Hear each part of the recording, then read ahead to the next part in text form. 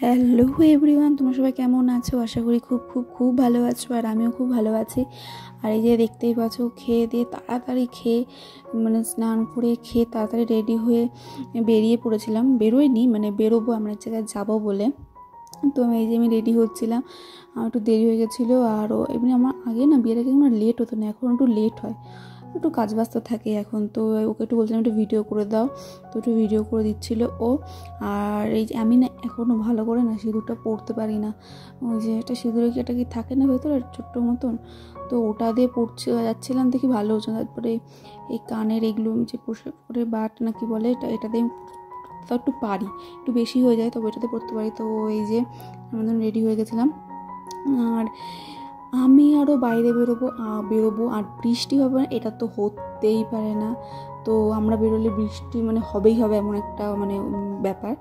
তো এই যে একটু নিচে গিয়ে দেখে নিচ্ছিলাম যে কেমন লাগছে। না ঠিক আছে, টুকটাক ঠিক আছে। তো এই যে ট্রেন চলে আসলো, তবে এটা আমাদের ট্রেন না। তো আমরা যাচ্ছি হচ্ছে স্টার মলে। তো ওর হেডফোনটা একটু খারাপ হয়ে গেছে, তো সেটা সার্ভিস করার জন্য যাচ্ছিলাম। তো এই যে ট্রেন যাচ্ছে, ট্রেনের এই যে পাশেরা কীভাবে দাঁড়িয়ে থাকে দেখলেই না ভয় লাগে। আর এই যে আকাশটা কি সুন্দর ছিল। আর ফাইনালি আমাদের ট্রেনটা চলে আসলো, কত তাড়াহুড়ো করে আসলাম, তাড়াতাড়ি চল যে আসবে না ট্রেন। তো দেরি করে এসছে ট্রেনটা। আর এই যে ট্রেনে উঠে আগে জলের বোতল কিনে নিয়েছিলাম, কেন প্রচণ্ড পরিমাণে গরম লাগছিলো।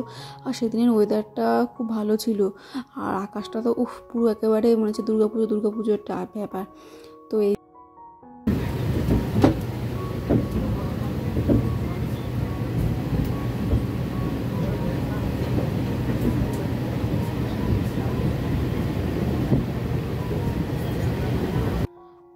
যে চলে এসেছি।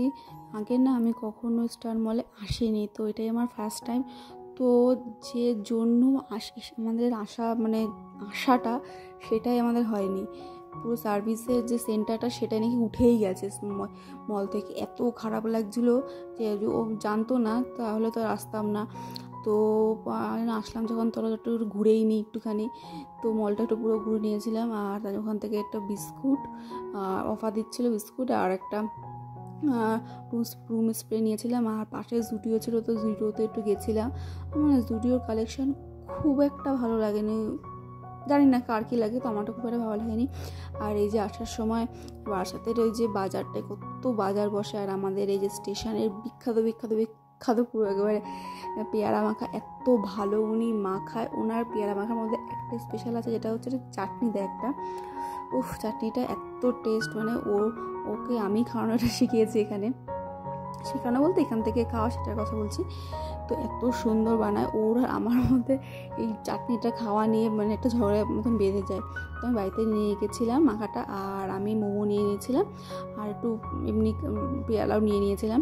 তো বাড়িতে সে এত মাথা যন্ত্রণা করছিলো, তা ওকে একটু চা করে দাও না, তো একটু চা করে নিয়ে এসেছিলো। ভালোই লাগে, একটু চা করে নিয়ে এসে যদি সামনে দেয় তো ভালো হয়েছিল চাটা। আর এই যে পেয়ারা মাখাটা দেখেই না একেবারে জীবনে জল চলে আসছে। দেখো কতবার আমি নেওয়ার করছি, আর নিতেই পারছিলাম না, রাগ হয়ে যাচ্ছিলো। এবার বেশি কেন খাওয়া যাবে না, কেন আমার জন্য মোমো আনা হয়েছিল, তো আমি যেটুকু নিয়েছি। এবার আমাকেও বলছে আর খাস না এবারটা আমার, তোর জন্য মোমো আছে একটা খাই করতে করতে আমি খেয়েছি। বলে কি যে না খাবি না, এগুলো আমার, তোর মোমো আছে, তুই খা। তো আমি মোমো নিয়ে এসেছিলাম, তো ওখান থেকেও বললো মোমো খাবে না, তাই ও আনেনি। আমার থেকেও ও 5টা মোমো, সেখান থেকেও 2টো মোমো খেয়ে নিয়েছে। আর মোমো আমার মোমোর ভাগ আমি না দিতে পারি না, সে যেই হোক না কেন, এত ভালো লাগে মোমো, কি বলবো, খুব খুব খুব ভালো লাগে। তো লাস্টে দেখি আমাকে একটা খাইয়ে দিচ্ছে, বলে এটা তুই খা, নয় তুই আরও খেয়ে নিবি। তো চলো, টাটা, বাই, গুড নাইট।